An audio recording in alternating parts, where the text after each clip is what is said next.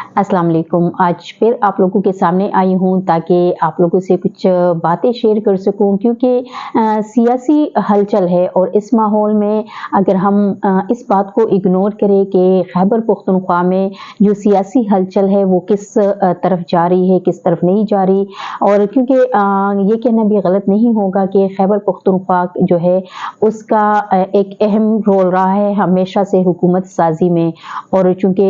PTI को तीसरी दफ़ा ये मौका मिला है कि खैबर पख्तूनख्वा में वो अपनी हुकूमत बना सके। बात करेंगे हम आज फिर से जो सियासी जोड़ तोड़ है हुकूमत साजी का जो अमल शुरू हो चुका है, और जो पार्टियां मुख्तलिफ वफद एक दूसरे से इत्तेहाद के लिए जोड़ तोड़ कर रही है। मैं ये नहीं कहूँगी कि हुकूमत बनाने के लिए, बल्कि हुकूमत में अपना हिस्सा ढूंढने के लिए जो सियासी पार्टियां एक दूसरे के साथ जोड़ तोड़ कर रहे हैं और इत्तेहाद में जाने की बातें भी कर रहे हैं। और हो सकता है क्योंकि पीटीआई को इस वक्त इत्तेहाद की ज़रूरत है, क्योंकि उनके पास सिंबल नहीं है और उनको एक निशान की जरूरत है, जिसके लिए वो मजबूर है कि किसी न किसी सियासी पार्टी के साथ वो आगे जाए। पहले जमात इस्लामी के साथ उनके बातें चल रही थी, जो कि अब भी हो सकता है कि आगे बढ़े, लेकिन साथ साथ वो जेयूआई की तरफ भी गामजन हो गए हैं और उनके साथ भी नशस्तें अभी जारी है, कुछ हो चुकी है, कुछ होनी बाकी है। लेकिन साथ साथ मैं ये जिक्र करूंगी क्योंकि खैबर पख्तूनख्वा के लिए जो नामजद वजीर आला है वो भी एफआईआर उनके खिलाफ दर्ज है और वारंटी गिरफ्तारी उनकी जारी हो चुकी है। दूसरी जानिब वजारत उज़्मा के लिए बानी पीटीआई ने जो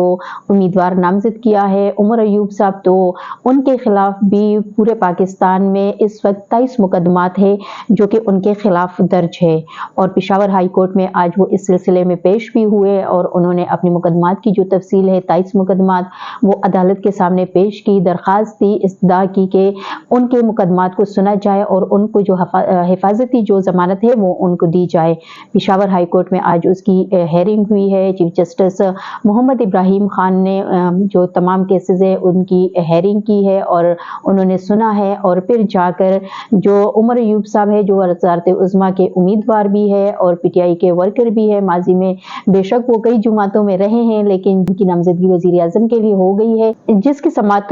chief justice Peshawar high court Mohammad Ibrahim Khan ने की। और मोहम्मद इब्राहिम खान ने पूछा है तफसीलात मुकदमात की, तो जो दरखास्त गुजार वकील है मोहम्मद अयूब साहब के, तो उन्होंने बताया, अदालत को बताया कि उनके जो मौकिल है उस पर 23 मुकदमात मुख्तलिफ शहरों में दर्ज है, जिसमें इस्लामाबाद में 2 मुकदमात है, रावलपिंडी में 13 मुकदमात है, लाहौर में उन पर 4 मुकदमात दर्ज है, अटक में भी 3 मुकदमात दर्ज है, जबकि एक मुकदमा जो है वो गुजरावाला का भी है। तो पेशावर हाई कोर्ट ने उमर अयूब साहब को हिफाजती जमानत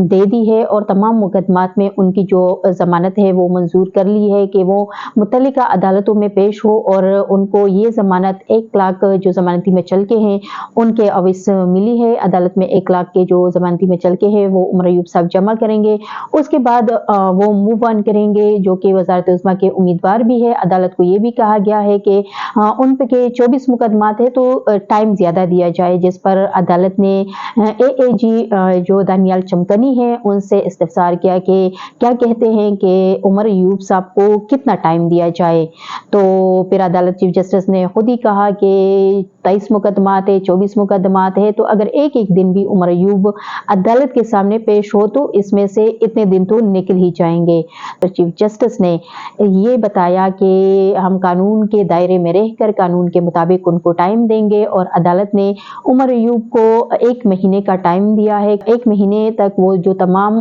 अदालतें हैं, जो मुतल्लिका अदालतें हैं जहाँ जहाँ पर उन पर मुकदमात दर्ज है वहाँ पर पेश हो और अदालत के रूबरू वो पेश हो जाए। जबकि साथ साथ जो दरखास्त गुजार वकील है उन्होंने अदालत को ये भी बताया कि जो उमर अयूब साहब है वो मुख्तलिफ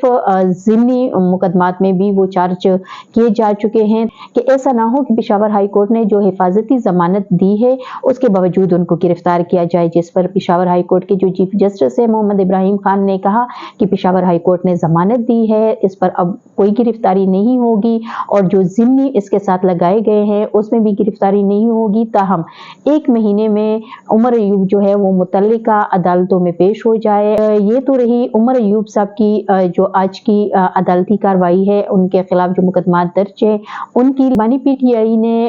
अली अमीन गंडापुर को खैबर पख्तूनख्वा के लिए जो नामजद किया है वज़ीर आला के तौर पर, तो आज एक इजलास भी हुआ अली अमीन साहब की ज़ेर सदारत, और इजलास में वो तमाम उम्मीदवार जो पीटीआई के हिमायती याफ्ता थे और जो मुंतखब होकर आए हैं वो इजलास में शरीक थे। इजलास में मुख्तलिफ फैसले किए गए हैं, लेकिन साथ साथ में ये भी फैसला किया गया है कि जहाँ जहाँ धांधली हुई है उनके खिलाफ तमाम वर्कर्स और जो मुंतखब नुमाइंदे हैं वो एहतजाज करेंगे। रिंग रोड पर जो गुलिस्तान पार्क है वहाँ पर उनका एहतजाज रिकॉर्ड किया जाएगा, जबकि इजलास में जब उनको ब्रीफिंग दी गई तो उनमें जो मुंतखब नुमाइंदे हैं उन्होंने ब्रीफिंग दी है इंतखाबात के हवाले से, नताइज के हवाले से। तो ये भी एक बात सामने आई है कि